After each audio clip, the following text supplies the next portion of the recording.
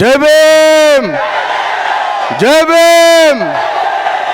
అయితే ఈ దేశాన్ని పరిపాలిస్తున్నటువంటి మనువాద వ్యవస్థ, ఈ దేశంలో వీళ్ళు మాత్రమే ప్రశ్నించాలి, ప్రశ్నించే అధికారం కేవలం వీళ్ళకు మాత్రమే ఉన్నది అని చెప్పి మాట్లాడుతూ రాజ్యాంగాన్ని అపహాస్యం చేస్తూ రాజ్యాంగంలో ఉన్నటువంటి శాసనాన్ని ఉల్లంఘిస్తున్నటువంటి సందర్భంలో అంబేద్కరిస్టులుగా, ఈ దేశం యొక్క రాజ్యాంగాన్ని గౌరవించే వ్యక్తులుగా, ఈ దేశం యొక్క పౌరులుగా ప్రశ్నించేటువంటి హక్కు మనకు ఉందా లేదా?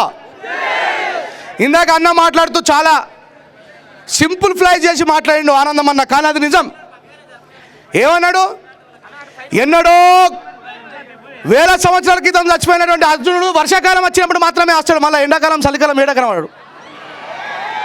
ఇది మాట్లాడితే తప్పు. అరే ఉన్నది మాట్లాడుతున్నాం కదా భయ్, అవునా కదా? నేను అడుగుతున్నా, మిస్టర్ అర్జున, వర్షాకాలమే నువ్వు వస్తున్నావు, ఎండాకాలం మరి మిగతా ఏడున్నావు, నీ అడ్రస్ ఎక్కడా అని అడుగుతున్నా. ఇది అడగద్దు.